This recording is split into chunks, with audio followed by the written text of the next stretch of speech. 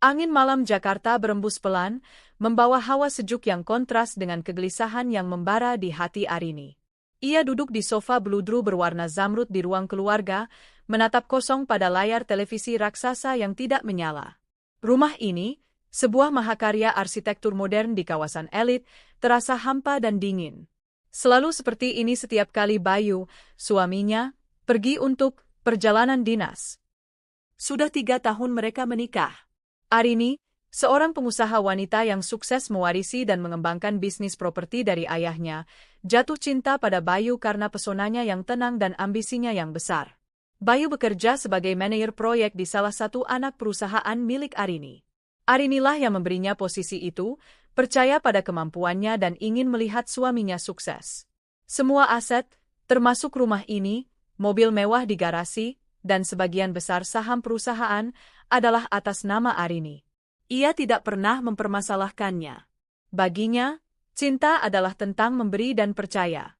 Namun, kepercayaan itu mulai terkikis, lapis demi lapis, seperti cat tua yang mengelupas. Semuanya dimulai sekitar 6 bulan yang lalu. Proyek besar di luar kota, kata Bayu. Sebuah pembangunan resort di kawasan puncak yang membutuhkan pengawasan langsung dan intensif. Awalnya, Arini sangat mendukung. Ia mengerti tekanan pekerjaan dan bangga pada dedikasi suaminya. Bayu akan pergi pada Senin pagi dan baru kembali pada Jumat malam, terkadang bahkan Sabtu siang. Akhir pekan mereka menjadi semakin singkat dan seringkali diisi dengan kelelahan Bayu yang hanya ingin beristirahat. Sayang, maaf ya, proyeknya lagi kejar tayang. Banyak sekali detail yang harus aku awasi langsung, begitu alasan Bayu setiap kali Arini mengeluh rindu. Arini mencoba mengerti. Ia menyibukkan diri dengan pekerjaannya sendiri, bertemu klien, dan mengelola portofolio propertinya. Namun, kejanggalan-kejanggalan kecil mulai muncul, seperti kerikil dalam sepatu yang semakin lama semakin mengganggu. Pertama, telepon. Dulu, Bayu akan meneleponnya setiap malam, menceritakan harinya dengan antusias. Kini, panggilannya menjadi singkat dan seringkali terputus. Sinyal di lokasi proyek jelek, sayang, dalihnya. Tapi Arini pernah iseng memeriksa di peta sinyal operator mereka, dan kawasan puncak yang disebut Bayu adalah area dengan cakupan sinyal terbaik. Kedua, pengeluaran. Arini memberikan Bayu akses penuh ke salah satu kartu kredit platinum miliknya untuk keperluan operasional dan pribadi. Ia tidak pernah membatasi pengeluarannya. Namun, saat meninjau laporan bulanan beberapa waktu lalu, Arini melihat transaksi-transaksi yang aneh. Pembelian barang-barang wanita, tas, parfum, gaun, di butik-butik online. Pembelian bahan makanan dalam jumlah besar di supermarket dekat kawasan villa miliknya di puncak, villa yang seharusnya kosong karena jarang mereka kunjungi. Villa itu, satu lagi properti warisan ayahnya yang diberikan padanya sebagai hadiah pernikahan. Villa mewah dengan pemandangan gunung yang indah. Bayu bilang lokasi proyeknya tak jauh dari sana, tapi ia memilih menyewa kamar di dekat lokasi agar lebih efisien. Jadi, mengapa ada transaksi belanja di supermarket dekat villa itu? Dan mengapa begitu sering? Malam ini, kegelisahan Arini mencapai puncaknya. Bayu menelepon sore tadi, suaranya terdengar tergesa-gesa. Sayang, sepertinya akhir pekan ini aku belum bisa pulang. Ada masalah teknis di lapangan, harus lembur. Kamu nggak apa-apa, kan? Lagi, suara Arini terdengar lebih dingin dari yang ia maksudkan. Iya, maaf banget ya. Aku janji minggu depan aku pulang dan kita habiskan waktu berkualitas, oke? Aku sayang kamu. Panggilan itu ditutup begitu saja. Aku sayang kamu, yang terdengar seperti formalitas, bukan perasaan tulus yang dulu selalu menghangatkan hatinya. Didorong oleh firasat buruk yang tak tertahankan, Arini menyalakan laptopnya. Ia membuka laporan kartu kredit sekali lagi. Matanya menelusuri setiap baris transaksi. Belanja di supermarket, Maju Jaya Puncak, tagihan restoran romantis, Lembah Asmara, untuk 2 orang, pembelian perabotan rumah tangga kecil secara online dengan alamat pengiriman yang disamarkan, hanya tertulis nama sebuah kompleks perumahan di area Cisarua. Tangan Arini gemetar. Ini bukan pengeluaran untuk proyek. Ini adalah pengeluaran untuk menghidupi seseorang. Untuk membangun sebuah rumah tangga. Dadanya terasa sesak. Ia teringat pada Rina, asisten pribadi Bayu. Gadis muda, lulusan baru, yang direkrut Bayu setahun lalu. Rina tampak polos, cekatan, dan sangat mengagumi Bayu. Arini pernah beberapa kali bertemu dengannya di kantor. Gadis itu selalu menunduk hormat padanya, memanggilnya, Ibu Arini, dengan suara lembut. Arini tidak pernah menaruh curiga. Ia justru senang Bayu memiliki asisten yang kompeten. Ah, tidak mungkin, bisik Arini pada dirinya sendiri, mencoba menyangkal pikiran terliar yang mulai merayap di benaknya. Bayu tidak akan sebodoh itu. Rina juga. Arini bangkit, berjalan mondar-mandir di ruangan yang luas itu. Pandangannya jatuh pada foto pernikahan mereka yang terpajang megah di atas perapian. Bayu tersenyum lebar, merangkul pinggangnya dengan posesif. Mata pria itu memancarkan cinta yang begitu dalam. Apakah semua itu palsu? Apakah cinta itu sudah menguap entah kemana? Sebuah ingatan melintas.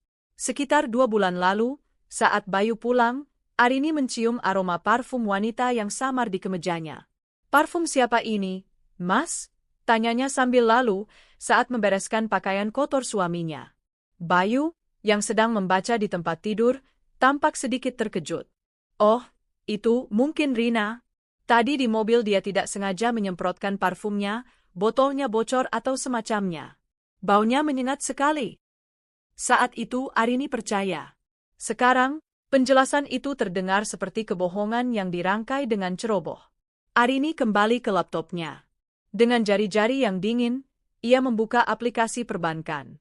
Ia tahu kata sandinya, karena ia yang membuat rekening itu untuk Bayu, menghubungkannya dengan rekening utama miliknya. Ia membuka riwayat transfer. Matanya membelalak. Setiap bulan, tepat setelah gajinya dari perusahaan masuk, Bayu mentransfer sejumlah besar uang ke rekening lain. Bukan jumlah yang kecil, hampir setengah dari gajinya. Nama pemilik rekening itu, Rina Amelia. Napas Arini tercekat di tenggorokan. Udara di sekitarnya seolah menipis. Jadi ini jawabannya. Proyek di luar kota. Telepon yang sulit dihubungi. Pengeluaran aneh. Aroma parfum. Dan sekarang, transfer rutin. Semuanya terhubung dalam sebuah pola pengkhianatan yang menjijikkan. Bayu tidak hanya berselingkuh. Ia membiayai selingkuhannya dengan uang Arini. Uang dari perusahaan yang dibangun oleh keringat ayah Arini. Uang dari gaji yang posisinya diberikan oleh Arini. Pria itu, suaminya, ternyata hanyalah seorang parasit yang hidup nyaman dari kemurahan hatinya. Dan villa itu, firasatnya semakin kuat. Mereka tidak tinggal di hotel atau mes proyek. Mereka tinggal di villanya. Rumah miliknya, yang seharusnya menjadi tempat peristirahatan keluarganya, kini telah dinodai menjadi sarang perzinahan mereka. Mereka menggunakan tempat tidurnya, dapurnya, uangnya, untuk membangun kehidupan rahasia mereka. Pantas saja Bayu selalu beralasan ada pekerjaan di luar kota. Ternyata dia sudah memiliki istri baru di sana. Kemarahan yang dingin dan tajam mulai menggantikan rasa sakit di hatinya. Arini bukan wanita lemah yang akan menangis meratapi nasib. Ia adalah seorang pebisnis. Ia terbiasa berpikir logis, strategis, dan bertindak tegas. Sakit hatinya begitu dalam, namun otaknya bekerja dengan cepat. Dia tak sadar kalau dia numpang hidup padaku, desis Arini pelan, suaranya bergetar karena amarah. Matanya menatap tajam ke arah foto pernikahan mereka. Senyum Bayu di foto itu kini terlihat seperti sebuah ejekan. Arini berdiri tegak. Keputusannya sudah bulat. Tidak akan ada kesempatan kedua. Tidak akan ada drama atau air mata yang terbuang sia-sia. Ia menginginkan pria yang setia, dan Bayu telah membuktikan bahwa ia bukan orangnya. Jika kau sudah berselingkuh, maka hubungan ini selesai. Maaf, aku wanita yang ingin pria yang setia. Jadi aku sudah tak mau lagi denganmu, ucapnya pada foto itu. Malam itu, Arini tidak tidur. Ia duduk di ruang kerjanya, menyusun rencana. Bukan rencana untuk memohon suaminya kembali, tapi rencana untuk mengambil kembali semua yang menjadi miliknya. Ia mengumpulkan semua bukti, laporan kartu kredit, riwayat transfer bank, bahkan ia berhasil meretas media sosial Rina yang tidak dikunci dan menemukan foto-foto samar yang menunjukkan interior villa miliknya di puncak. Setiap bukti yang ia temukan bagaikan belati yang menusuk jantungnya, namun juga menjadi bahan bakar bagi apinya. Api pembalasan. Ia akan menceraikan Bayu. Ia akan mengambil kembali rumahnya, mobilnya, dan memblokir setiap sen uang yang bisa diakses pria itu. Ia akan membiarkan mereka, Bayu dan Rina, merasakan bagaimana rasanya hidup tanpa topangan finansial darinya. Silakan kalian hidup sendiri tanpa uangku, bisiknya ke dalam keheningan malam. Fajar mulai menyingsing di ufuk timur Jakarta, namun bagi Arini, ini bukanlah awal dari hari yang baru. Ini adalah awal dari sebuah perang. Perang untuk merebut kembali harga dirinya. Dan ia, Arini Wulandari, tidak akan pernah kalah. Tirai kebohongan itu telah tersibak, dan di baliknya, ia melihat kebenaran yang pahit sekaligus membebaskan. Bab 2. Mengumpulkan kepingan bukti. Sinar matahari pagi menembus jendela kaca raksasa di ruang kerja Arini, namun ia sama sekali tidak merasakan kehangatannya.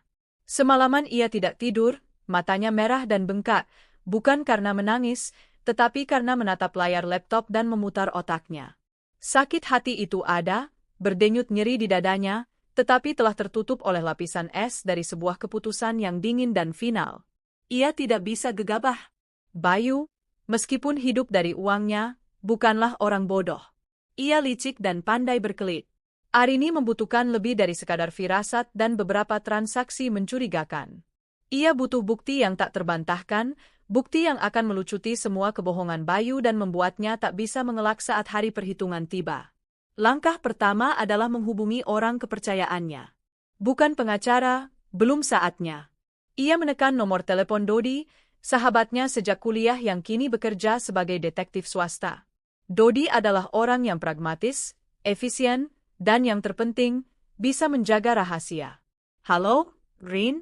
Tumben pagi-pagi, suara serak Dodi terdengar di seberang. Dot, aku butuh bantuanmu. Profesional, kata Arini, suaranya datar dan tegas. Terdengar jeda sejenak. Dodi bisa merasakan urgensi dalam nada bicara sahabatnya. Oke, kantor atau kita ketemu di luar? Aku kirim alamat. Sebuah villa di puncak. Milikku. Aku curiga suamiku tinggal di sana dengan wanita lain. Aku mau kamu pasang pengawasan. Ambil foto, video, apapun yang bisa membuktikan mereka tinggal bersama di sana. Aku ingin bukti pernikahan siri mereka kalau bisa. Bayu? Dodi terdengar kaget. Ia mengenal Bayu sebagai suami Arini yang tampak sempurna. Kamu serius? Apa aku terdengar sedang bercanda? Balas Arini dingin. Aku akan transfer uang muka sekarang. Aku mau hasilnya secepat mungkin. Oke, tenang. Kirim detailnya. Aku akan atur timku hari ini juga, janji Dodi. Setelah menutup telepon, Arini merasa sedikit lebih tenang. Roda telah mulai berputar. Sambil menunggu hasil dari Dodi, ia harus mengurus bagian lain dari rencananya, keuangan dan aset. Ia menghabiskan pagi itu dengan menelepon bankir pribadinya, seorang wanita parubaya bernama Ibu Susan yang sudah lama mengelola keuangan keluarganya. Selamat pagi, Bu Susan. Arini Wulandari di sini. Pagi, Arini. Ada yang bisa saya bantu? Saya ingin meninjau ulang semua aset dan rekening atas nama saya. Terutama yang memberikan akses kepada suami saya, Bayu Pratama. Saya ingin daftar lengkapnya dan prosedur untuk mencabut akses tersebut sesegera mungkin. Ada keheningan singkat di ujung telepon. Ibu Susan cukup bijak untuk tidak menanyakan alasannya. Tentu, Arini. Saya akan siapkan semua dokumennya. Anda bisa datang ke kantor saya siang ini. Ada beberapa formulir yang perlu Anda tanda tangani langsung. Saya akan ke sana jam 2 siang, jawab Arini. Langkah berikutnya adalah bagian yang paling sulit secara emosional. Ia harus berpura-pura semuanya baik-baik saja di depan Bayu. Pagi itu, seperti biasa, Bayu mengirim pesan singkat, "Pagi, sayang. Sudah sarapan? Aku lagi di jalan menuju lokasi. Semangat ya kerjanya. Love you." Arini menatap pesan itu dengan perasaan mual. Kata-kata, "love you," itu terasa seperti racun. Dengan tangan gemetar, ia mengetik balasan. "Pagi juga, Mas. Kamu juga semangat kerjanya. Jaga kesehatan." Ia sengaja tidak membalas ungkapan cinta suaminya. Biarlah itu menjadi pertanda pertama. Sepanjang hari, Arini bekerja seperti mesin. Ia menghadiri rapat dengan Dewan Direksi, membahas proposal proyek baru, dan menandatangani tumpukan dokumen. Tak seorang pun di kantor yang menyadari badai yang sedang berkecamuk di dalam dirinya. Wajahnya tetap tenang, profesional, dan berwibawa. Namun di dalam, ia sedang menghitung mundur. Tepat jam 2 siang, ia tiba di kantor bankir pribadinya. Ibu Susan menyambutnya dengan tatapan penuh simpati. Di atas mejanya, terhampar tumpukan map. Ini semua daftarnya, Arini, kata Ibu Susan dengan lembut. Rekening gaji Bayu memang terhubung sebagai rekening sekunder dari rekening utamamu. Kartu kredit platinum dan kartu debitnya juga terikat pada rekeningmu. Untuk mobil, yang biasa dia pakai, memang atas namamu. Untuk mencabut akses dan memblokir kartu, hanya butuh tanda tanganmu di sini, sini, dan sini. Prosesnya akan aktif dalam 24 jam setelah penyerahan formulir. Arini mengambil pena. Tanpa ragu, ia membubuhkan tanda tangannya di setiap kolom yang ditunjuk. Setiap goresan pena terasa seperti sebuah langkah menuju kemerdekaannya. Kapan Anda ingin ini diproses? Tanya Ibu Susan. Arini berpikir sejenak. Jangan proses dulu. Tunggu instruksi dari saya. Saya akan menelepon Anda. Mungkin dalam beberapa hari ke depan. Ia harus menunggu bukti dari Dodi. Ia ingin semuanya terjadi serentak. Saat bukti sudah di tangan, ia akan melancarkan serangan dari semua lini. Hari berikutnya, Dodi mengirimkan laporan pertamanya melalui email terenkripsi. Isinya membuat perut Arini melilit. Tim Dodi berhasil memasang kamera tersembunyi dari kejauhan, mengarah ke gerbang dan halaman depan villa. Foto pertama menunjukkan mobil yang biasa dipakai Bayu terparkir di garasi villa. Foto kedua menunjukkan Bayu keluar dari pintu depan di pagi hari, mengenakan kaos santai, bukan pakaian kerja. Ia tampak santai, seperti seseorang yang berada di rumahnya sendiri. Dan kemudian, foto yang paling menghancurkan. Rina. Gadis itu keluar dari pintu yang sama beberapa menit kemudian, membawa nampan berisi 2 cangkir kopi. Ia menghampiri Bayu yang sedang duduk di teras. Mereka tertawa bersama. Rina menyandarkan kepalanya di bahu Bayu. Pemandangan itu begitu domestik, begitu mesra, begitu menyakitkan. Mereka jelas tinggal di sana, tulis Dodi dalam laporannya. Aktivitas mereka seperti pasangan suami istri. Pagi hari santai, siang hari kadang keluar bersama dengan mobil. Malam hari lampu kamar utama menyala. Kami sedang mencoba mendapatkan bukti audio atau visual yang lebih jelas tentang status hubungan mereka. Arini menutup laptopnya. Dadanya bergemuruh. Melihat bukti visual membuatnya jauh lebih nyata dan menyakitkan daripada sekadar angka di laporan bank. Mereka tidak hanya bersembunyi di sana. Mereka membangun kehidupan. Mereka bermain rumah-rumahan di rumahnya, dengan uangnya. Selama 2 hari berikutnya, Arini hidup dalam 2 dunia. Di dunia luar, ia adalah CEO yang kompeten dan istri yang sabar menunggu suaminya pulang.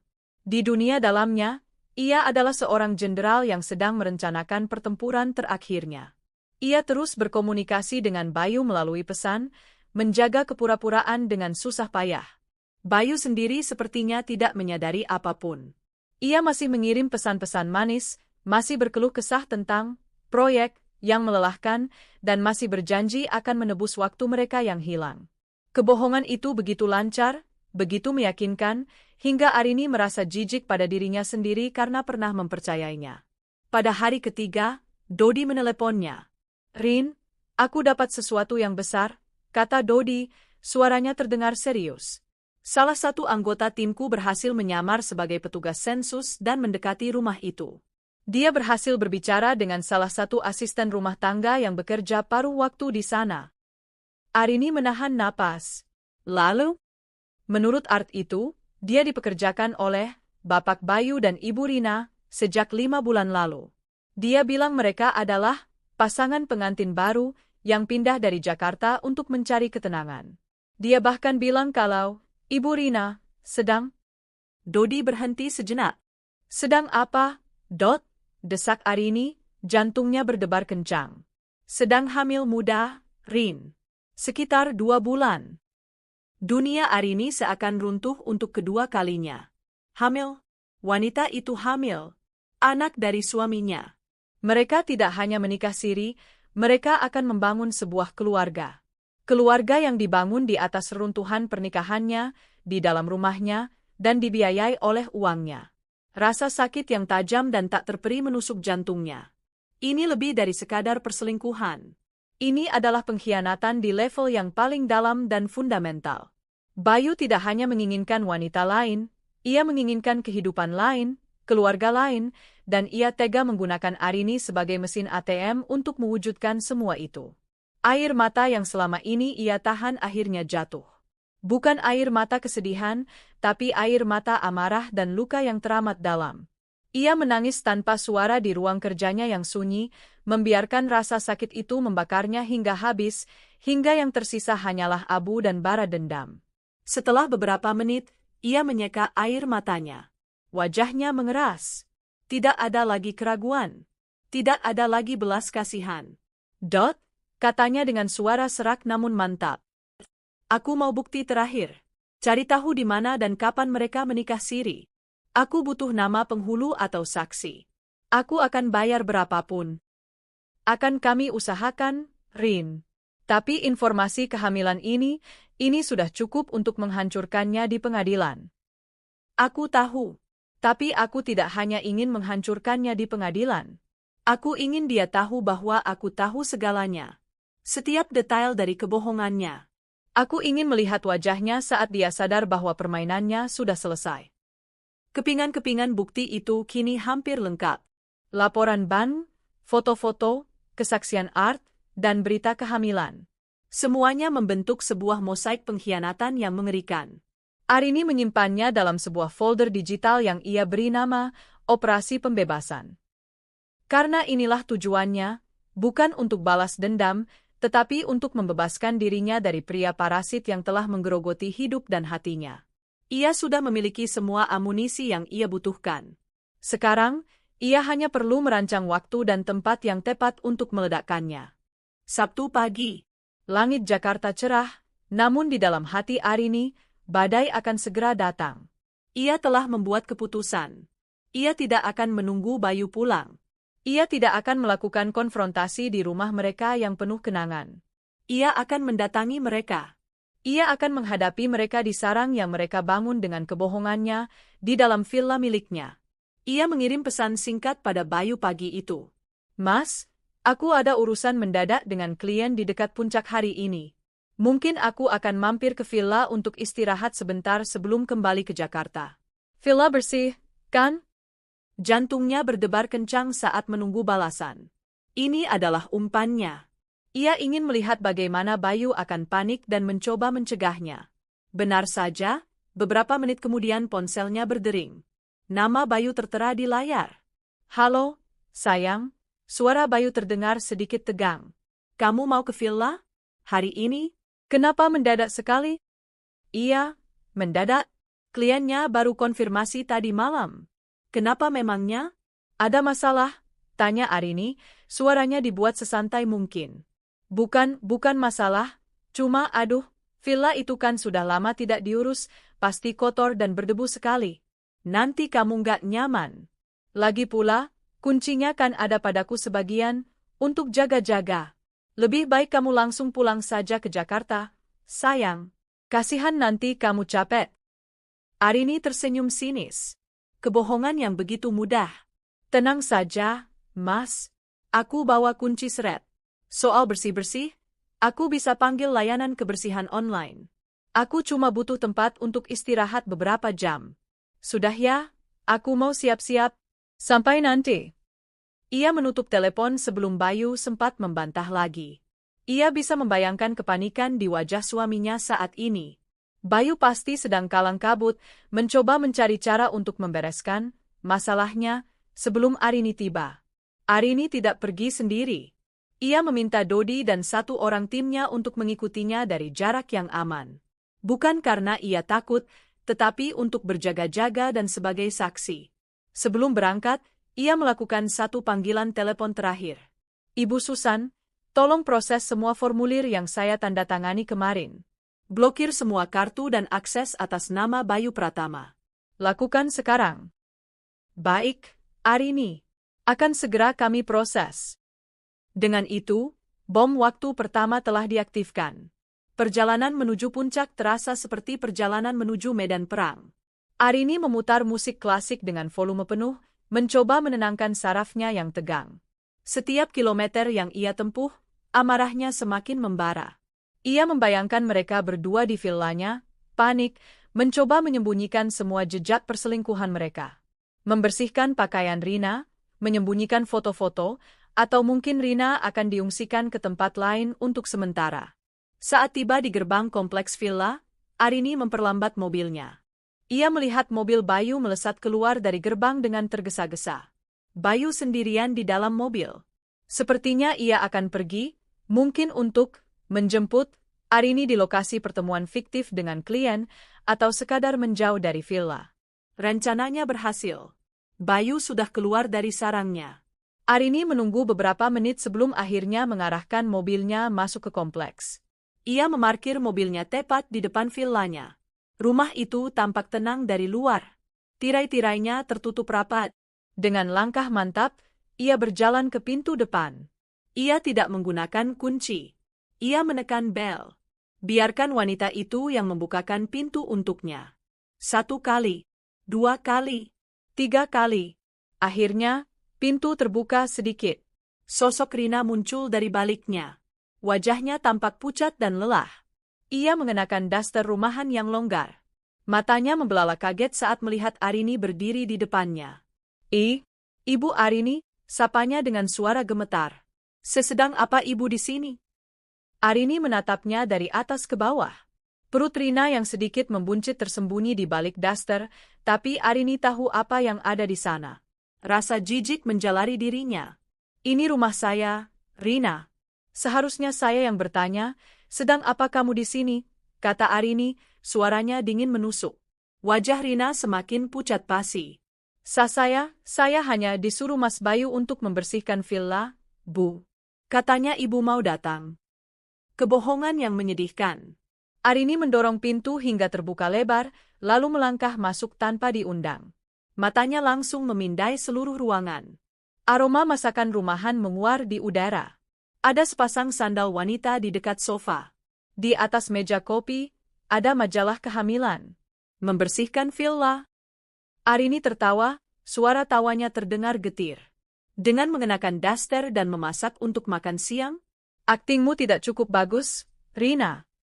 Rina mundur selangkah, tubuhnya gemetar ketakutan. Bu, saya bisa jelaskan? Jelaskan apa? Potong Arini, matanya menatap tajam ke arah Rina. Jelaskan bahwa kamu tidur dengan suami saya? Jelaskan bahwa kamu tinggal di rumah saya? Jelaskan bahwa kamu hidup dari uang saya? Atau jelaskan tentang bayi yang sedang kamu kandung itu? Setiap kata adalah sebuah tamparan. Wajah Rina berubah dari pucat menjadi putih seperti kertas. Ia terhuyung dan berpegangan pada dinding. Ia tidak menyangka Arini akan tahu segalanya. Bagaimana ibu tahu? Bisiknya lirih. Kamu pikir kalian pintar? Kamu pikir aku bodoh? Arini melangkah mendekat, auranya begitu mengintimidasi hingga Rina hanya bisa menyusut ketakutan. Setiap rupiah yang kalian habiskan, setiap malam yang kalian lewati di sini, aku tahu semuanya. Suamiku, pria yang kamu panggil, Mas, itu, dia tidak punya apa-apa, Rina. Gajinya, mobilnya, bahkan rumah yang kamu tinggali ini, semuanya milikku. Tepat pada saat itu, pintu depan terbuka. Bayu masuk dengan tergesa-gesa, wajahnya penuh kepanikan. Ia berhenti membeku di ambang pintu saat melihat Arini berdiri di ruang tamu, berhadapan dengan Rina. Arini, serunya, kaget. Kak, kamu sudah di sini? Aku tadi mencarimu di restoran X, katamu bertemu klien di sana. Arini berbalik menghadap suaminya. Tatapannya begitu dingin hingga bisa membekukan neraka. Tidak ada klien, Bayu. Klien itu hanya alasan agar aku bisa datang ke sini dan memberikanmu waktu untuk menyembunyikan istrimu yang lain. Wajah Bayu pias.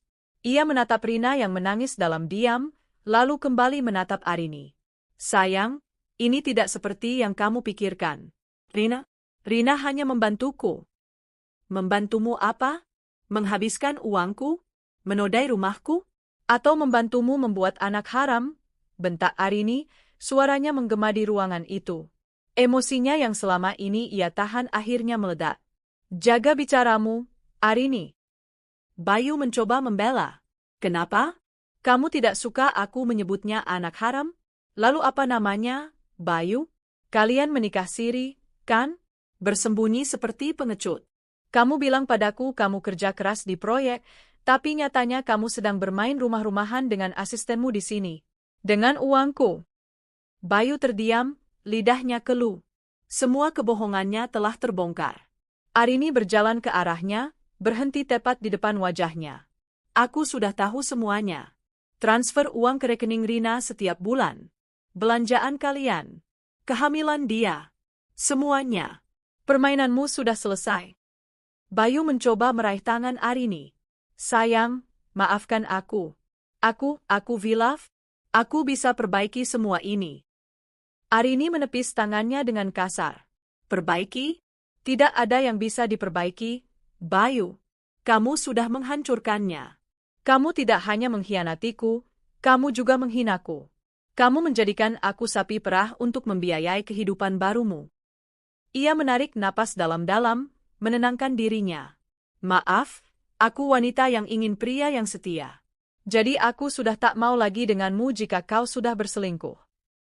Ia menatap Bayu dan Rina bergantian, dua orang yang tampak begitu menyedihkan di matanya. Nikmati sisa hari kalian di sini.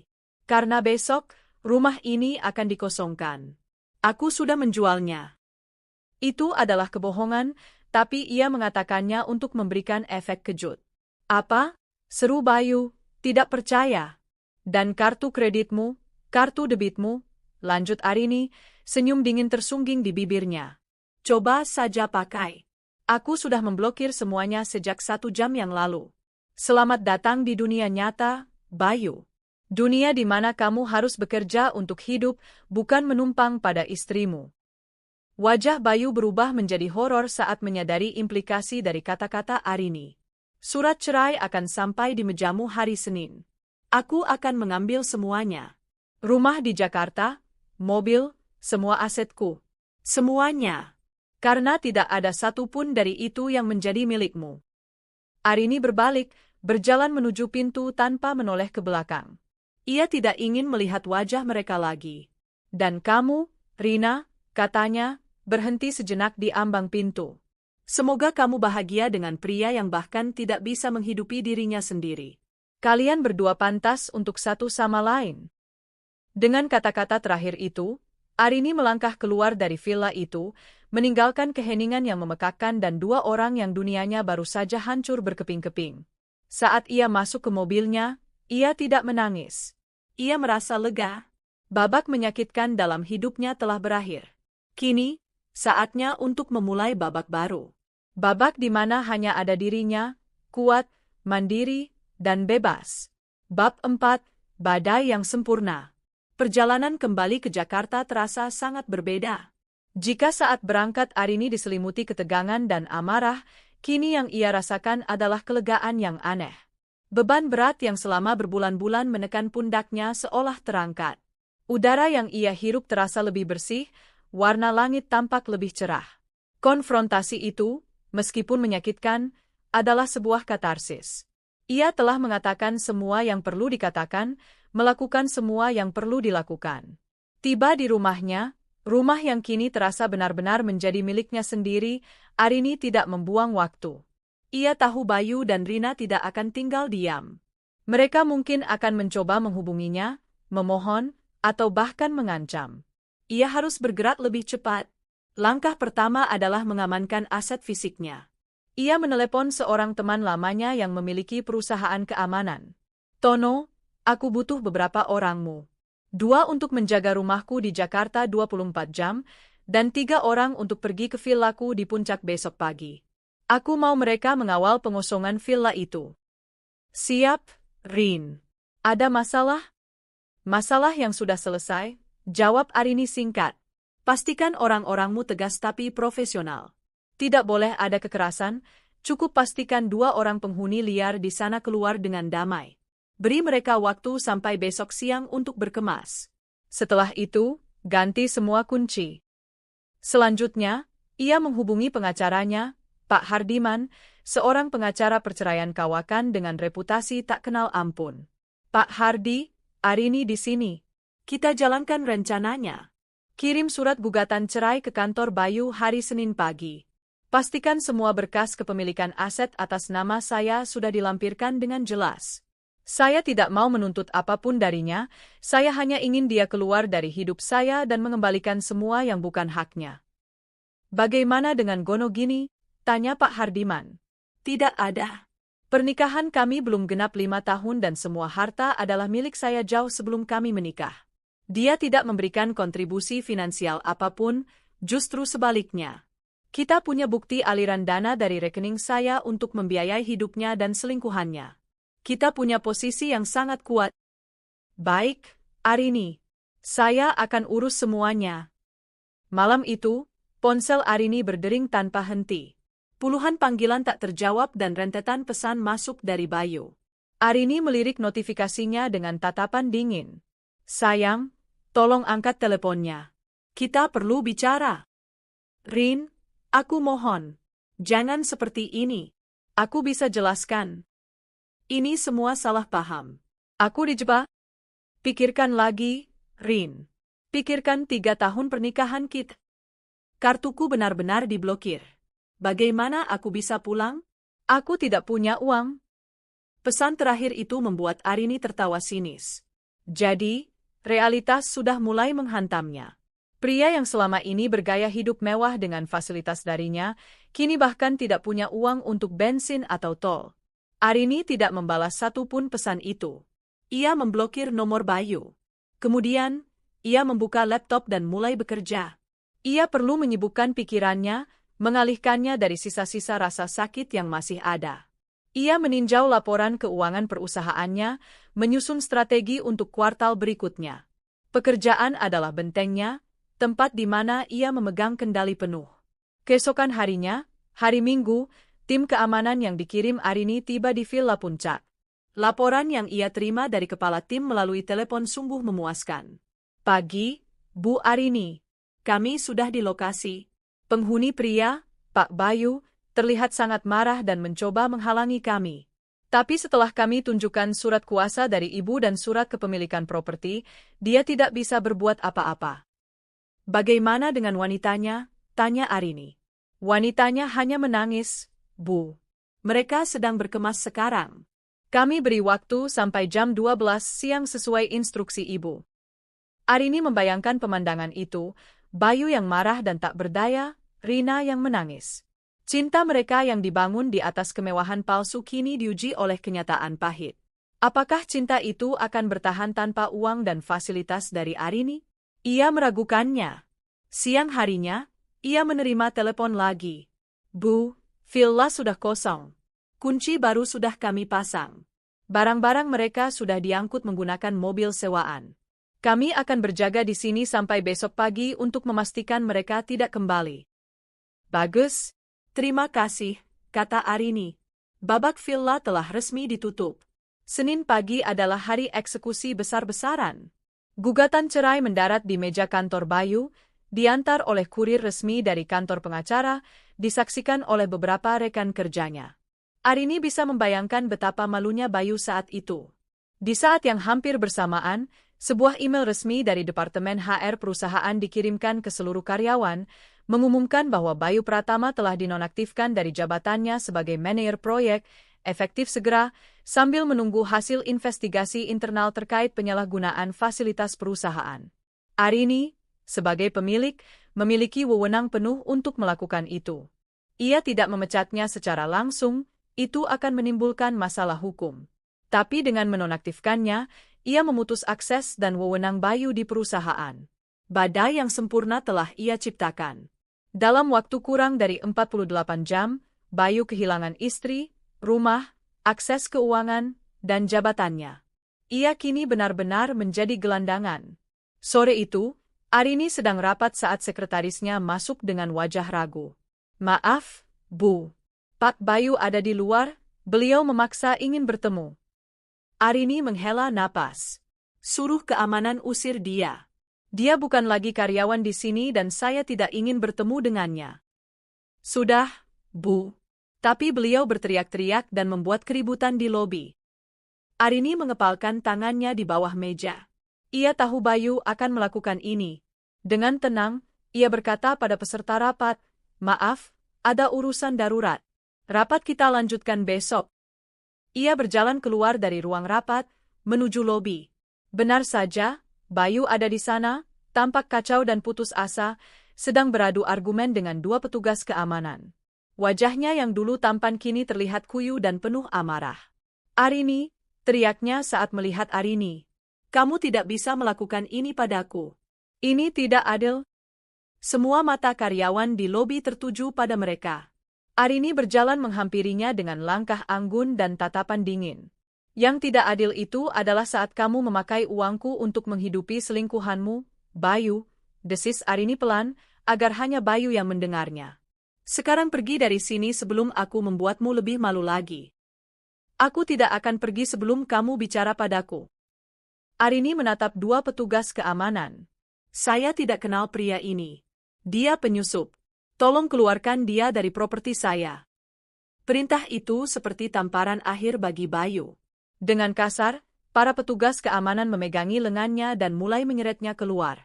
"Kamu akan menyesal, Arini. Kamu akan menyesal," teriak Bayu saat diseret melewati pintu kaca. Arini hanya menatapnya tanpa ekspresi. Penyesalan? Satu-satunya hal yang ia sesali adalah pernah menikah dengan pria itu. Setelah Bayu hilang dari pandangan, ia berbalik menghadap para karyawannya yang masih terpaku. "Semuanya kembali bekerja," katanya dengan suara tenang namun berwibawa. Ia kembali ke ruangannya, menutup pintu, dan akhirnya membiarkan tubuhnya bersandar lemas di kursi. Badai telah berlalu. Kerusakannya parah, tapi ia berhasil melewatinya. Ia telah memotong benalu dari hidupnya. Prosesnya memang menyakitkan dan brutal, tapi itu perlu dilakukan. Ia membuka laci mejanya dan mengeluarkan sebuah bingkai foto kecil. Foto dirinya bersama kedua orang tuanya saat ia masih kecil. Ia menatap wajah ayahnya yang tersenyum bangga. "Aku menjaga semua yang ayah wariskan padaku," bisiknya. "Aku tidak akan membiarkan siapapun menghancurkannya." Mulai hari ini, ia akan membangun kembali hidupnya. Sendirian, tetapi utuh. Kuat, dan yang terpenting, bebas. 1 minggu telah berlalu sejak Arini menjatuhkan bom atom dalam kehidupan Bayu. Bagi Arini, minggu itu adalah periode detoksifikasi. Ia mengganti nomor teleponnya untuk menghindari teror dari Bayu atau bahkan Rina. Ia memerintahkan asisten rumah tangganya untuk mengemasi semua barang peninggalan Bayu di rumah Jakarta, memasukkannya ke dalam kotak-kotak kardus, dan menyimpannya di gudang. Ia tidak ingin melihat satupun jejak pria itu lagi. Setiap sudut rumah yang dulu terasa hampa kini mulai ia isi kembali dengan energinya sendiri. Ia memutar lagu-lagu favoritnya dengan kencang, membeli bunga-bunga segar untuk diletakkan di setiap ruangan, dan mulai melakukan renovasi kecil pada kamar tidur utama mereka, mengubahnya total menjadi ruang pribadinya yang baru. Ia bekerja lebih giat dari sebelumnya, seolah ingin menebus waktu dan energi yang telah ia sia-siakan untuk pria yang salah. Sementara Arini sedang membangun kembali kerajaannya, di belahan kota yang lain, Bayu dan Rina sedang merasakan gema dari kehancuran yang mereka ciptakan sendiri. Setelah diusir dari villa, dengan uang tunai yang tersisa di dompet, Bayu terpaksa menyewa sebuah kamar kos sempit dan pengap di pinggiran kota. Kamar itu berbanding terbalik dengan kemewahan yang biasa mereka nikmati. Dindingnya berjamur, tidak ada AC, dan kamar mandinya harus berbagi dengan penghuni kos lain. Rina, yang sedang hamil muda dan mengalami mual-mual, menjadi semakin rewel dan mudah mengeluh. "Panas sekali di sini, Mas. Aku tidak tahan baunya," keluhnya suatu malam, sambil mengipasi dirinya dengan selembar karton.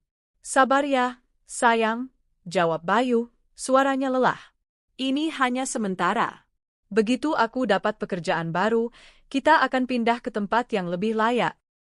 Namun, mencari pekerjaan baru tidaklah mudah. Reputasinya di dunia properti tercoreng setelah insiden di kantor Arini. Berita tentang bagaimana ia diusir dari perusahaan istrinya sendiri menyebar dengan cepat dari mulut ke mulut. Beberapa perusahaan yang ia lamar langsung menolaknya begitu mendengar namanya. Uang tunai mereka menipis dengan cepat. Bayu terpaksa menjual jam tangan mewah pemberian Arini dengan harga murah untuk menyambung hidup. Kemewahan yang dulu ia anggap biasa kini menjadi penyelamat dari kelaparan. Pertengkaran pun tak terhindarkan. Ego Bayu yang terluka membuatnya mudah tersinggung, sementara kondisi Rina yang sedang hamil membuatnya sangat emosional. Ini semua gara-gara kamu kurang hati-hati, tuduh Rina suatu hari setelah mereka hanya makan dengan mie instan selama 2 hari berturut-turut. Seandainya kamu bisa mencegah Bu Arini datang, kita tidak akan seperti ini. Jadi sekarang kamu menyalahkanku, balas Bayu, suaranya meninggi. Siapa yang terus-terusan memintaku membelikan ini dan itu? Siapa yang memposting foto-foto di media sosial seolah-olah villa itu milik kita? Kamu juga ikut menikmatinya, Rina. Jangan bersikap seolah-olah kamu korban di sini. Aku memang korban. Aku hamil anakmu, Mas. Dan sekarang lihat di mana kita tinggal. Aku mengorbankan masa depanku untukmu, jerit Rina sambil menangis. Cinta yang dulu mereka agung-agungkan, yang mereka pikir bisa menaklukkan segalanya, ternyata begitu rapuh saat dihadapkan pada kesulitan finansial. Romantisme mereka luntur terkikis oleh kerasnya kenyataan. Bayu mulai melihat Rina bukan sebagai bidadari penyelamat, melainkan sebagai beban. Sementara Rina mulai melihat Bayu bukan sebagai pangeran gagah, melainkan sebagai pecundang yang gagal. Suatu sore, saat Bayu sedang frustrasi mencari lowongan kerja di warung internet, ia menerima telepon dari pengacaranya.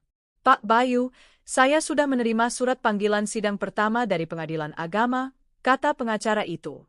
Pihak Ibu Arini, melalui pengacaranya, menawarkan kesepakatan.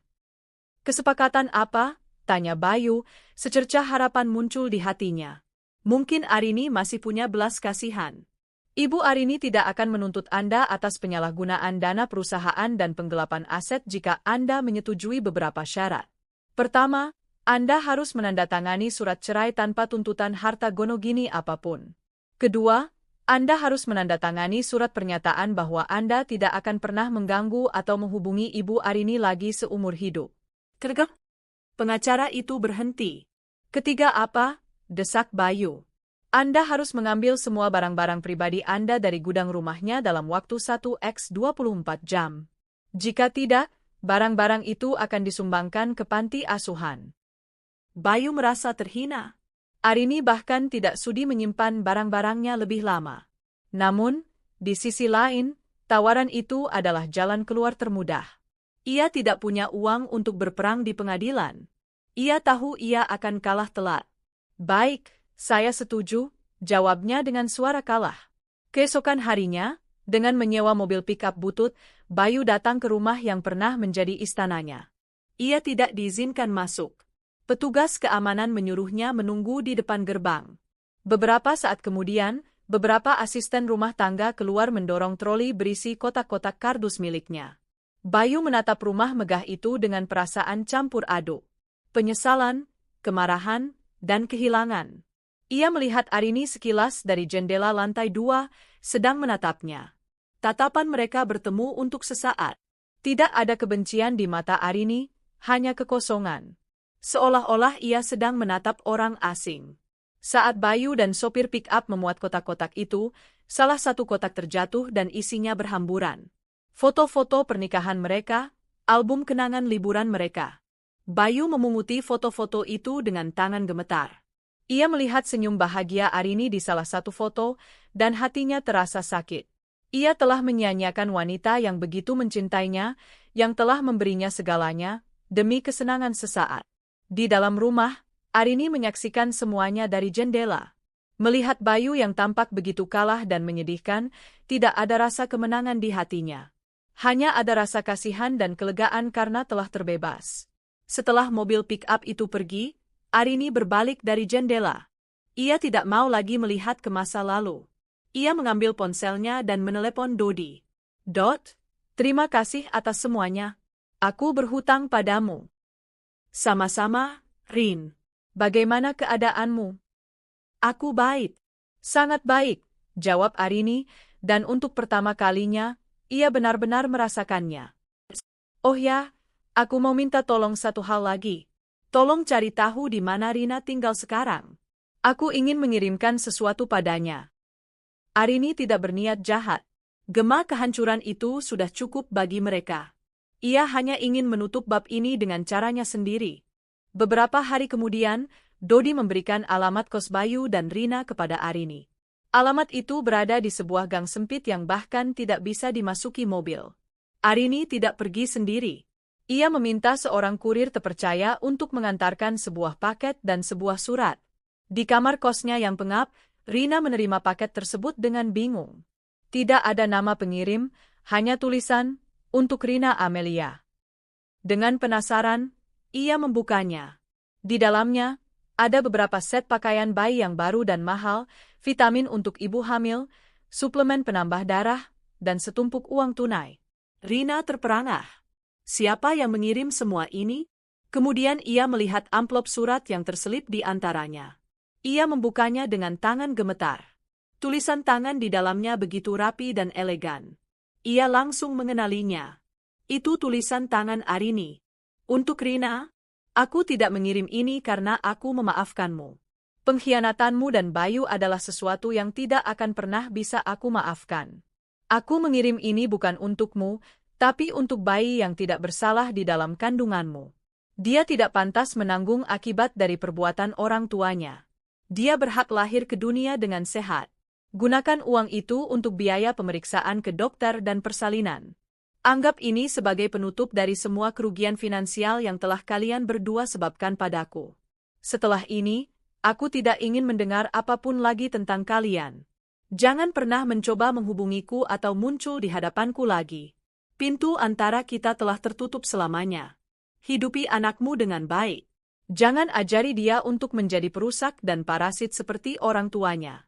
Arini Wulandari. Rina membaca surat itu berulang kali sambil menangis terseduh-seduh. Surat itu menusuknya lebih tajam daripada bentakan atau makian. Kebaikan Arini yang dingin dan tanpa pamrih justru menamparnya lebih keras, menunjukkan betapa berbedanya level mereka. Arini, bahkan setelah dikhianati sedemikian rupa, masih bisa berpikir jernih dan menunjukkan belas kasihan, bukan padanya, tapi pada calon anaknya. Saat Bayu pulang malam itu dan melihat barang-barang serta membaca surat itu, reaksinya berbeda. Wanita sombong. Dia pikir dia siapa? Tuhan, memberi kita sedekah seolah-olah kita pengemis, serunya, egonya kembali terluka. Tapi kita memang butuh ini, Mas, isak Rina. Aku butuh ke dokter. Kita butuh uang. Aku tidak sudi memakai uangnya, bentak Bayu. Pertengkaran hebat pun kembali terjadi. Itulah titik balik bagi Rina. Ia akhirnya sadar bahwa pria yang ia perjuangkan ini hanyalah seorang pengecut dengan ego setinggi langit. Ia tidak memikirkan kesejahteraan Rina atau anak mereka, ia hanya memikirkan harga dirinya yang sudah hancur. Sementara itu, di kantornya, Arini sedang menutup pintu masa lalunya. Proses perceraian berjalan lancar tanpa hambatan. Bayu menyetujui semua syarat. Dalam beberapa bulan, mereka akan resmi berpisah. Arini memutuskan untuk melakukan perombakan besar di perusahaannya. Posisi manajer proyek yang ditinggalkan Bayu ia berikan kepada seorang wanita muda brilian dari internal perusahaan yang selama ini kinerjanya selalu luar biasa namun kurang mendapat perhatian. Ia ingin memberikan kesempatan bagi orang-orang yang benar-benar berdedikasi, bukan yang hanya pandai menjilat. Suatu sore, saat sedang meninjau proposal proyek, sekretarisnya masuk. Bu, ada tamu untuk ibu. Beliau tidak punya janji, tapi beliau bersikeras. Siapa? Tanya Arini, sedikit kesal. Namanya Ibu Lestari. Ibunya Pak Bayu. Jantung Arini berhenti berdetak sejenak. Ibu mertuanya. Wanita baik hati yang selama ini selalu menyayanginya. Arini menghela napas. Ia tidak bisa menolak wanita ini. Suruh beliau masuk. Ibu Lestari masuk ke ruangan Arini dengan langkah ragu. Wajahnya tampak lebih tua dan lelah. Begitu melihat Arini, matanya langsung berkaca-kaca. Arini, nak, sapanya dengan suara parau. Silakan duduk, Bu, kata Arini dengan hormat. Ibu Lestari duduk di hadapan Arini, Lalu ia melakukan sesuatu yang tak terduga. Ia berlutut di lantai. Ibu mohon maafkan Bayu, nak. Ibu malu sekali. Ibu sudah gagal mendidik anak ibu. Arini terkejut dan segera bangkit untuk membantu ibu mertuanya berdiri. Ibu, jangan begini. Ibu tidak salah apa-apa. Silakan duduk kembali. Setelah kembali duduk, Ibu Lestari menangis. Bayu sudah cerita semuanya. Dia dan Rina datang ke rumah ibu di kampung, meminta perlindungan. Ibu marah sekali padanya. Berani-beraninya dia melakukan hal sekeji itu padamu, wanita yang sudah begitu baik padanya. Arini hanya diam mendengarkan. Ibu tidak mau membela Bayu. Dia pantas mendapatkan ini. Ibu hanya ingin datang ke sini, menatap wajahmu secara langsung, dan meminta maaf atas nama keluarga kami. Dan juga untuk berterima kasih. Terima kasih untuk apa, Bu? Untuk kebaikan hatimu. Bayu menceritakan tentang paket yang kamu kirim untuk Rina. Di tengah semua rasa sakitmu, kamu masih memikirkan nasib calon cucu ibu. Ibu tidak akan pernah melupakan itu, nak. Percakapan itu membuka luka lama, namun juga memberikan penyembuhan yang tidak disangka-sangka oleh Arini.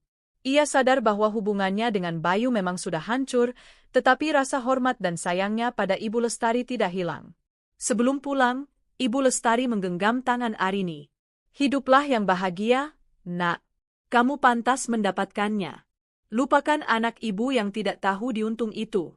Mulailah lembaran baru. Kata-kata itu memberikan kekuatan baru bagi Arini. Pintu masa lalunya bersama Bayu memang telah tertutup rapat dan terkunci. Tapi hari itu, sebuah jendela baru terbuka. Jendela yang memperlihatkan masa depan yang cerah, di mana ia tidak perlu lagi menoleh ke belakang. Ia siap untuk melangkah maju, bukan sebagai korban pengkhianatan, tetapi sebagai pemenang dalam hidupnya sendiri. 1 tahun kemudian, waktu adalah penyembuh terbaik, dan bagi Arini, waktu telah melakukan keajaibannya. Ia tidak hanya sembuh, ia bertumbuh. Perusahaannya semakin maju pesat di bawah kepemimpinannya yang semakin tajam dan intuitif. Ia menjadi sosok yang lebih dihormati di dunia bisnis, dikenal sebagai wanita dengan integritas baja dan hati yang murah hati. Rumah di Jakarta yang dulu terasa dingin kini penuh dengan kehangatan. Ia sering mengundang teman-temannya untuk makan malam, mengadakan acara amal di tamannya yang luas, dan menjadikan rumah itu sebagai pusat kebahagiaan, bukan lagi monumen kegagalan. Villa di Puncak, setelah direnovasi total, ia jadikan sebagai rumah singgah untuk anak-anak panti asuhan agar mereka bisa menikmati liburan di alam sejuk. Ia mengubah kenangan buruk menjadi sesuatu yang indah dan bermanfaat bagi orang lain. Ia juga berubah. Ia menjadi lebih selektif dalam mempercayai orang, tetapi tidak menjadi sinis. Ia belajar bahwa kebahagiaannya tidak bergantung pada seorang pria, melainkan pada dirinya sendiri. Ia menemukan kegembiraan dalam hal-hal kecil, secangkir teh di pagi hari sambil membaca buku, perjalanan solo ke tempat-tempat yang belum pernah ia kunjungi, dan kepuasan melihat proyek-proyek bisnisnya berhasil. Suatu hari, ia menerima kabar dari Dodi, yang sesekali masih menghubunginya untuk sekadar menanyakan kabar. Rin, sekadar info saja. Aku dengar dari informanku, Rina sudah melahirkan. Bayinya laki-laki, sehat? Syukurlah, jawab Arini tulus. Tidak ada lagi rasa sakit atau amarah saat mendengar nama itu. Hanya ada ketidakpedulian. Dan Bayu? Dodi melanjutkan. Dia sekarang kerja serabutan. Jadi supir taksi online, kadang jadi kuli bangunan.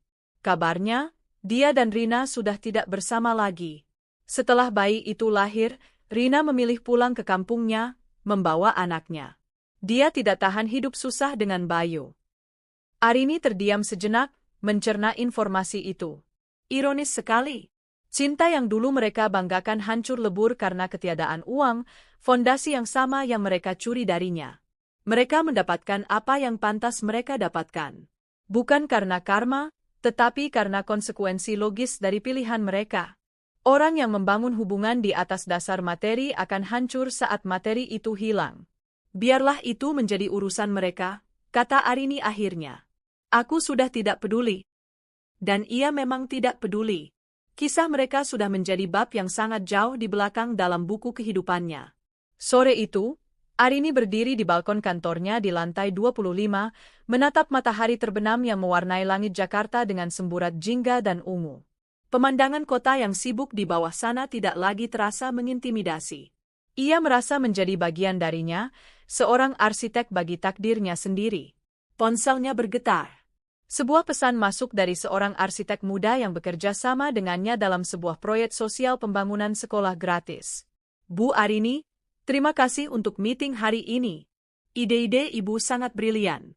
Bagaimana kalau kita diskusikan lebih lanjut sambil minum kopi besok? Arini tersenyum saat membaca pesan itu. Pria itu cerdas, baik, dan mereka memiliki visi yang sama tentang memberi kembali pada masyarakat. Tidak ada getaran romantis, setidaknya belum. Tapi ada percikan potensi. Potensi pertemanan, potensi kemitraan, dan mungkin, suatu saat nanti, potensi sesuatu yang lebih. Ia tidak terburu-buru. Ia tidak lagi mencari seseorang untuk melengkapi dirinya, karena ia sudah utuh. Jika cinta datang lagi, ia akan menyambutnya dengan hati yang lebih bijaksana dan lebih kuat. Jika tidak pun, ia sudah sangat bahagia dengan hidupnya saat ini. Ia mengetik balasan, tentu, dengan senang hati. Saat ia menekan tombol kirim, ia menatap cakrawala sekali lagi. Matahari telah sepenuhnya tenggelam, digantikan oleh kerlip lampu kota yang tak terhitung jumlahnya. Itu adalah fajar yang baru baginya. Sebuah awal dari kisah yang akan ia tulis sendiri, dengan tinta kekuatan, kemandirian, dan kebahagiaan sejati. Ia telah berhasil mengambil kembali semuanya, hartanya, rumahnya, dan yang terpenting, harga dirinya. Dan ia tidak akan pernah membiarkan siapapun merenggutnya lagi. Tentu, saya akan merevisi dan memperluas epilog tersebut menjadi sebuah narasi yang lebih mendalam dan kaya detail, dengan panjang sekitar 8.000 kata. Kita akan menyelami lebih dalam kehidupan, pikiran, dan perasaan setiap karakter 5 tahun setelah peristiwa klimaks dalam cerita. 5 tahun adalah rentang waktu yang aneh. Cukup singkat untuk membuat kenangan terasa seperti baru kemarin, namun cukup panjang untuk mengubah seseorang hingga tak bisa dikenali lagi. Bagi mereka yang terperangkap dalam badai pengkhianatan itu, 5 tahun telah menjadi tungku pembakaran yang memisahkan emas dari abu, menempa takdir yang berbeda bagi setiap jiwa yang terlibat. Malam itu, Gemerlap Jakarta seolah terkonsentrasi di dalam Grand Ballroom Hotel Indonesia. Karpet tebal berwarna merah marun meredam setiap langkah kaki para tokoh paling berpengaruh di negeri ini. Aroma lembut dari bunga lili dan parfum mahal berbaur dengan dengung percakapan sopan. Ini adalah malam penganugerahan, Anugerah Perempuan Inspiratif Indonesia, sebuah acara tahunan yang menghormati para wanita yang telah mendobrak batas dan memberikan dampak signifikan di bidangnya masing-masing. Di belakang panggung, di sebuah ruang tunggu pribadi yang sunyi, Arini Wulandari menatap pantulan dirinya di cermin besar. Gaun malam berwarna safir yang dirancang khusus untuknya memeluk siluet tubuhnya dengan sempurna. Riasan wajahnya flawless, menonjolkan tulang pipinya yang tegas dan matanya yang kini memancarkan ketenangan yang dalam, bukan lagi bara api yang dulu pernah menyala di sana.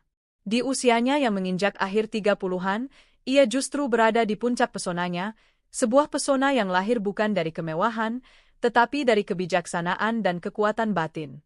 Meski begitu, di balik ketenangan itu, ada sedikit getaran di ujung jemarinya. Getaran yang familiar.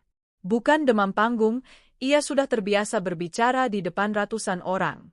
Ini adalah gema dari masa lalu, sebuah ingatan samar tentang perasaan terekspos, dihakimi, saat namanya pernah menjadi bahan bisik-bisik dan skandal perceraiannya menjadi konsumsi publik. Sebuah tangan yang hangat dan mantap menggenggam tangannya, menghentikan getaran itu seketika. Semuanya baik-baik saja?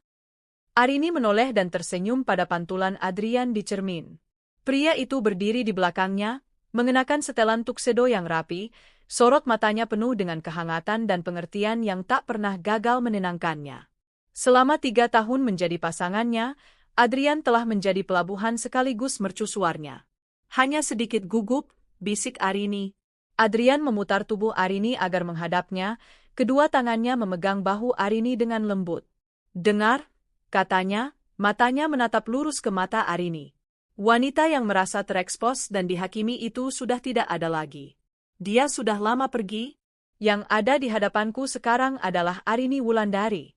Wanita yang membangun kembali sebuah kerajaan dari puing-puing, yang memberikan harapan pada ratusan karyawannya, yang mengubah villa kenangan buruk menjadi tempat liburan anak-anak panti.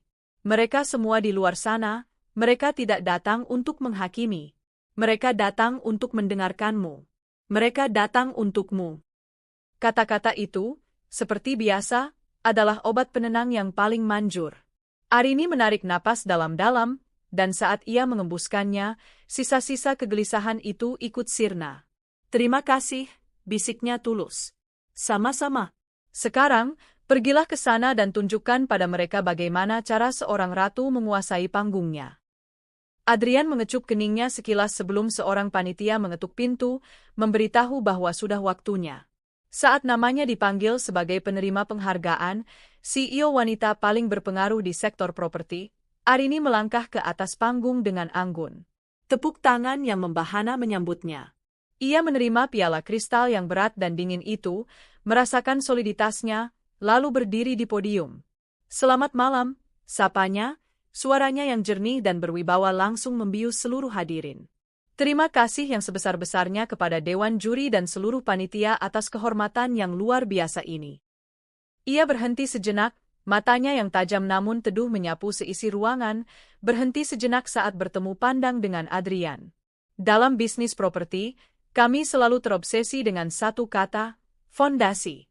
Fondasi adalah segalanya. Anda bisa memiliki desain paling megah, material paling mewah, tapi tanpa fondasi yang kokoh, bangunan itu hanyalah sebuah bom waktu yang menunggu untuk runtuh. Beberapa tahun yang lalu, lanjutnya, nadanya menjadi lebih personal. Saya mengakuisisi sebuah properti yang saya kira sangat indah. Dari luar, semuanya tampak sempurna, megah, menjanjikan, dan penuh dengan kenangan indah. Namun, seiring berjalannya waktu, saya mulai melihat retakan-retakan kecil. Awalnya saya abaikan. Saya coba menambalnya dengan kepercayaan, menutupinya dengan pemakluman. Tapi retakan itu terus membesar, hingga suatu hari saya menyadari bahwa fondasi di bawahnya sudah keropos, digerogoti oleh kebohongan dan pengkhianatan. Seluruh ballroom hening. Mereka yang tahu kisah masa lalu Arini menahan napas, sementara yang tidak tahu ikut terpaku oleh metafora yang kuat itu. Saya dihadapkan pada dua pilihan, kata Arini. Terus menambal sesuatu yang sudah pasti akan runtuh dan mungkin akan menimpa saya, atau mengambil keputusan paling menyakitkan, meruntuhkannya hingga rata dengan tanah. Saya memilih yang kedua. Prosesnya brutal, berdebu, penuh dengan suara bising dari reruntuhan yang memekakkan telinga. Banyak orang mungkin melihatnya sebagai sebuah kehancuran, sebuah kegagalan. Tapi bagi saya, itu adalah momen pembebasan. Karena hanya ketika semuanya sudah rata dengan tanah, barulah saya bisa melihat dengan jelas kondisi tanah di bawahnya. Saya bisa membersihkan semua puing, mencabut semua akar yang busuk, dan mulai menggali lebih dalam untuk membangun fondasi yang baru. Fondasi yang saya bangun sendiri, dengan material bernama integritas, harga diri, dan ketangguhan. Di atas fondasi baru itulah saya membangun kembali kehidupan dan bisnis saya. Bangunan yang sekarang berdiri jauh lebih kuat, lebih jujur, dan lebih indah dari sebelumnya. Ia mengangkat piala di tangannya. Penghargaan ini bukanlah simbol kesuksesan saya. Ini adalah simbol dari fondasi baru itu. Bagi setiap perempuan di luar sana yang mungkin sedang menatap retakan di dinding kehidupannya, jangan takut untuk meruntuhkannya jika perlu. Karena terkadang, kehancuran bukanlah akhir. Ia adalah awal dari sebuah mahakarya. Terima kasih. Tepuk tangan yang meledak setelah itu bukan lagi tepuk tangan formalitas. Itu adalah gemuruh kekaguman. Arini turun dari panggung, hatinya lapang. Pidato itu adalah penutup bab yang sempurna. Ia tidak lagi lari dari masa lalunya, ia telah mengubahnya menjadi sumber kekuatan. Setelah acara selesai, Adrian tidak langsung mengajaknya pulang. Mereka mampir ke sebuah kafe kecil bergaya vintage yang buka 24 jam, tempat favorit mereka untuk berbicara tanpa gangguan. Aku masih merinding mendengar pidatomu, kata Adrian sambil mengaduk americanonya. Kau tidak pernah memberitahuku akan mengatakan itu. Aku juga tidak tahu, aku Arini sambil tersenyum. Kata-kata itu keluar begitu saja. Rasanya benar. Apakah masih terasa sakit saat mengingatnya? Tanya Adrian hati-hati. Arini menatap cangkir teh chamomilenya. Tidak lagi sakit. Lebih seperti melihat bekas luka lama. Kau tahu luka itu ada, kau ingat bagaimana kau mendapatkannya, tapi kau tidak lagi merasakan nyerinya. Kemarahan itu, dulu seperti bahan bakar jet. Membuatku terus bergerak, terus berjuang. Tapi kau tidak bisa hidup selamanya dengan bahan bakar seperti itu, ia akan membakarmu dari dalam. Sekarang, yang ada hanya kedamaian. Dan ternyata, kedamaian adalah bahan bakar yang jauh lebih baik, lebih awet dan membawamu ke tempat-tempat yang lebih indah. Mereka berbicara tentang banyak hal malam itu. Tentang proyek sosial mereka selanjutnya, membangun rumah layak huni di daerah kumuh.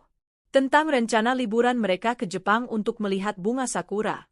Lalu, Adrian menggenggam tangannya di atas meja.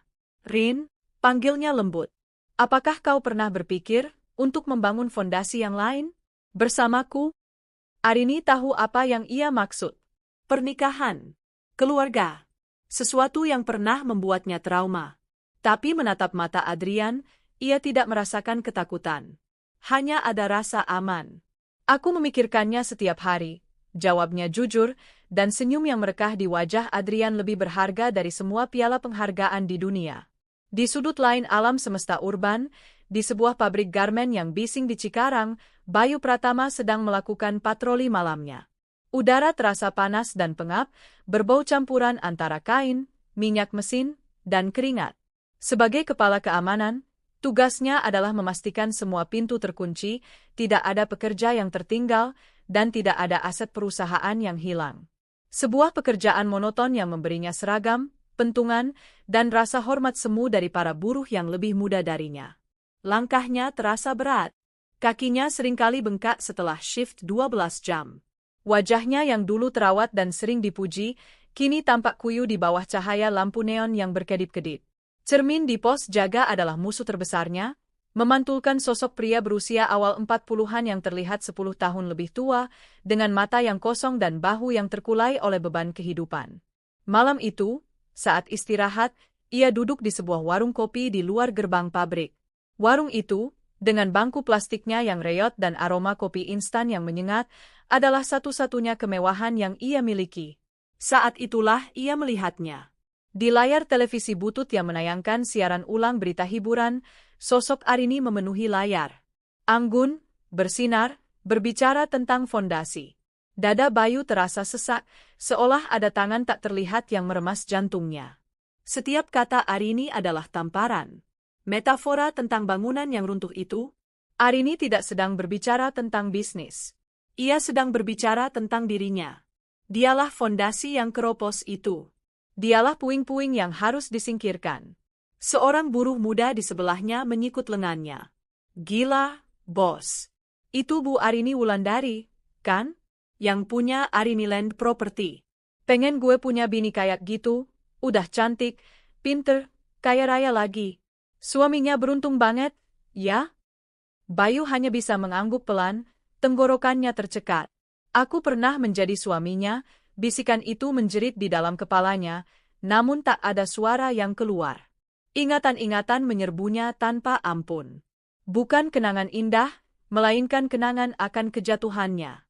Ia teringat pertengkaran terakhirnya dengan Rina.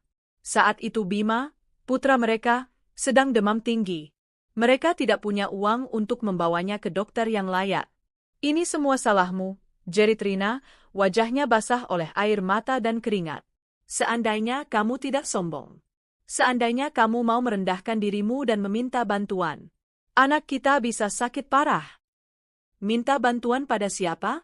Mengemis pada Arini, balas Bayu, egonya yang hancur membuatnya kejam. Aku lebih baik mati. Kamu bukan laki-laki. Kamu parasit, pekik Rina. Kata-kata itu menjadi paku terakhir di peti mati hubungan mereka. Dulu kamu hidup dari istrimu, sekarang kamu bahkan tidak bisa menghidupi anakmu sendiri. Aku selesai denganmu. Beberapa hari kemudian, Rina pergi. Bayu pulang kerja mendapati lemari sudah kosong dan kamar kos terasa lebih hampa dari biasanya. Kini, duduk di warung ini, Bayu membayangkan dirinya yang dulu. Bayu yang 5 tahun lalu, yang masih gagah, arogan, yang merasa berhak atas segalanya. Ia ingin sekali menarik kerah baju sosok itu dan meneriakinya. Bodoh! Kamu punya segalanya. Kamu punya wanita yang mencintaimu, memberimu dunia, dan kamu menukarnya dengan apa? Nafsu sesaat? Ego yang rapuh? Lihat dirimu sekarang. Ia membuka galeri ponselnya, menatap satu-satunya foto Bima yang ia punya. Anak itu kini pasti sudah besar, mungkin sudah mulai sekolah. Apakah ia pernah menanyakan tentang ayahnya? Atau apakah Rina sudah menghapus jejaknya sama sekali dari kehidupan mereka? Transfer bulanan yang ia kirimkan terasa seperti upaya sia-sia untuk membeli pengampunan. Ia sadar, uang itu bukan untuk Bima. Uang itu untuk dirinya sendiri, untuk sedikit meredakan rasa bersalah yang menggerogotinya setiap malam. Ia bahkan mengakui pada dirinya sendiri sekarang, dalam kejujuran yang menyakitkan, bahwa Bima lebih baik tanpanya. Ia tidak punya apa-apa untuk diwariskan selain kegagalan dan penyesalan. Melihat kembali ke layar TV, ia melihat Arini tersenyum di samping pria lain. Pria itu tampak tenang, dewasa, menatap Arini dengan cara yang Bayu sadari, ia tidak pernah menatap Arini seperti itu. Ia dulu menatap Arini dengan rasa memiliki, dengan kebanggaan karena berhasil mendapatkan wanita sehebat itu. Tapi pria ini, ia menatap Arini dengan rasa kagum yang tulus. Saat itulah Bayu Pratama akhirnya benar-benar mengerti. Arini tidak pernah mengambil apapun darinya. Ia hanya mengambil kembali hidupnya. Dan dalam prosesnya, ia menunjukkan pada Bayu betapa kosongnya hidup Bayu tanpa topangan dari wanita itu. Ia bukanlah korban. Ia adalah arsitek dari runtuhannya sendiri. Kopi di cangkirnya terasa pahit, sepahit sisa hidup yang harus ia jalani. Di sebuah desa di lereng Gunung Sumbing, udara pagi terasa segar dan bersih. Di sebuah dapur yang rapi dan wangi oleh aroma pandan dan santan, Rina Amelia sedang dengan cekatan mengaduk adonan kue lapis legit. Dua orang gadis desa yang menjadi pegawainya membantunya menyiapkan pesanan untuk sebuah acara pernikahan di kota. Usaha catering, dapur Bima, miliknya kini menjadi buah bibir. Mbak Rina, adonan bolunya sudah siap dikukus, kata salah satu pegawainya. Bagus, Mirna. Tolong pastikan apinya pas. Ya. Jangan terlalu besar, jawab Rina tanpa mengalihkan perhatiannya dari adonan lapis yang perlu kesabaran ekstra. Inilah dunianya sekarang. Dunia yang ia bangun dengan tangannya sendiri, tetes demi tetes keringat. Tidak ada lagi gaun desainer atau makan malam di restoran mewah. Gantinya adalah daster batik, tangan yang terkadang panas terkena oven, dan kepuasan melihat usahanya tumbuh. Di ruang tengah, Bima, putranya yang kini berusia hampir 5 tahun, sedang asyik menggambar di buku gambarnya. Bocah itu tumbuh sehat, cerdas, dan sangat dekat dengan ibunya. Ia adalah pusat alam semesta Rina. Ibu, panggil Bima, berlari kecil ke dapur. Lihat, Bima gambar rumah kita. Rina tersenyum, membersihkan tangannya dan berjongkok untuk melihat gambar anaknya. Sebuah gambar rumah sederhana dengan banyak bunga di halamannya, matahari tersenyum di pojok kertas, dan dua sosok, satu besar dan satu kecil, bergandengan tangan. Bagus sekali, sayang. Ini ibu dan Bima, ya? Bima mengangguk senang. Lalu, dengan kepolosan seorang anak kecil, ia bertanya, Ibu, teman Bima di sekolah, si Adi, kemarin diantar pulang sama bapaknya. Bapak Bima di mana? Pertanyaan itu, meski sudah ia antisipasi, tetap terasa seperti cubitan kecil di hatinya. Rina memeluk putranya. Bapaknya Bima kerjanya jauh sekali, Nak. Jauh sekali di kota besar, jawabnya dengan suara lembut, jawaban yang sudah ia siapkan. Suatu hari nanti, ia harus menceritakan kebenarannya, tapi tidak sekarang. Setelah Bima kembali bermain, Rina kembali ke pekerjaannya dengan pikiran melayang. Pertanyaan Bima membawanya kembali ke hari-hari tergelap dalam hidupnya. Hari-hari di Jakarta setelah meninggalkan Bayu, saat ia harus menginap di musola stasiun karena tidak punya uang untuk pulang, dengan perut lapar dan bayi di kandungan.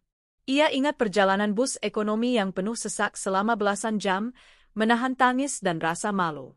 Ia ingat wajah kecewa ayah dan ibunya saat ia tiba di rumah. Dan ia ingat paket itu. Paket dari Arini. Saat membukanya, Ia sempat mengira itu adalah semacam penghinaan, sebuah sedekah dari sang pemenang. Tapi saat membaca suratnya, ia merasakan sesuatu yang lain. Kata-kata Arini yang dingin dan tajam itu justru membangunkannya. Jangan ajari dia untuk menjadi perusak dan parasit seperti orang tuanya. Malam itu, ia menangis sejadi-jadinya. Bukan menangisi nasibnya, tapi menangisi kebodohannya. Ia sadar ia tidak pernah benar-benar mencintai Bayu. Ia mencintai kemudahan, kemewahan, dan status yang datang bersamanya. Ia telah menukar harga dirinya untuk sebuah ilusi. Surat dan uang dari Arini bukanlah sedekah. Itu adalah sebuah tantangan. Sebuah kesempatan kedua yang datang dari orang yang paling tidak ia duga. Aku tidak akan menjadi parasit, bisiknya pada dirinya sendiri malam itu. Aku akan menggunakan ini untuk membangun sesuatu. Untuk Bima. Dan itulah yang ia lakukan. Uang itu menjadi modal pertamanya.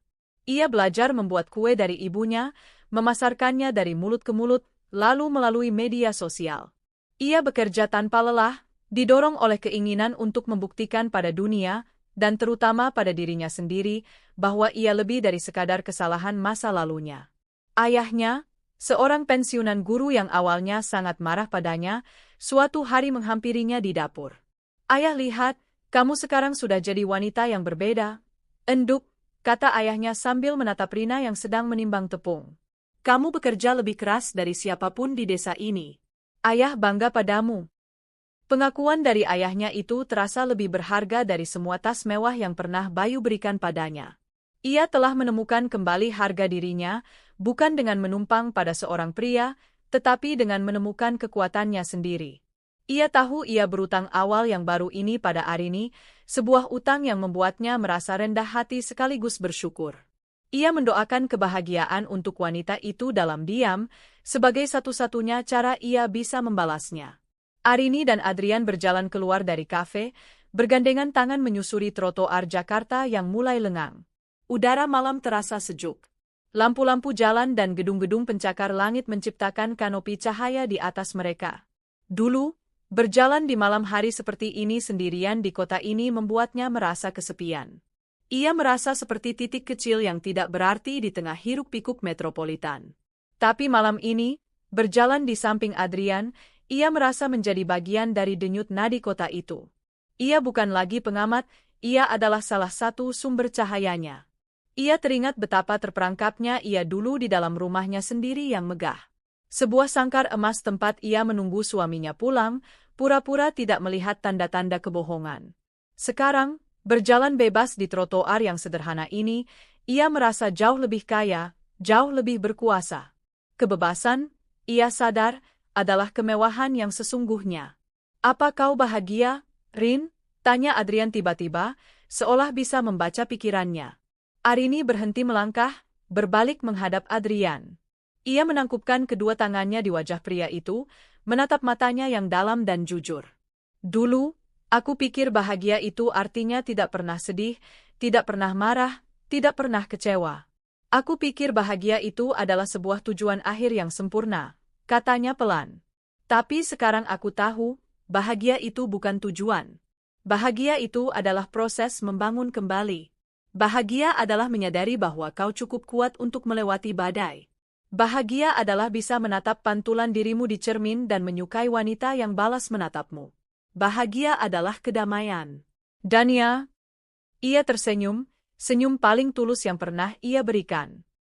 Bersamamu, aku sangat, sangat bahagia. Adrian balas tersenyum, lalu menunduk dan menciumnya. Sebuah ciuman yang tidak menuntut atau penuh gairah buta, melainkan ciuman yang penuh dengan janji, rasa hormat, dan ketenangan. Saat mereka melanjutkan langkah, Arini menatap ke langit. Di antara gedung-gedung tinggi, ia bisa melihat sepotong langit gelap yang ditaburi beberapa bintang. Fajar yang baru telah lama tiba untuknya. Dan kini ia tahu, fajar itu tidak akan pernah berakhir, karena matahari yang menyinarinya sekarang bukanlah berasal dari luar, melainkan dari dalam dirinya sendiri. Sebuah cahaya yang tidak akan pernah bisa dipadamkan oleh siapapun lagi.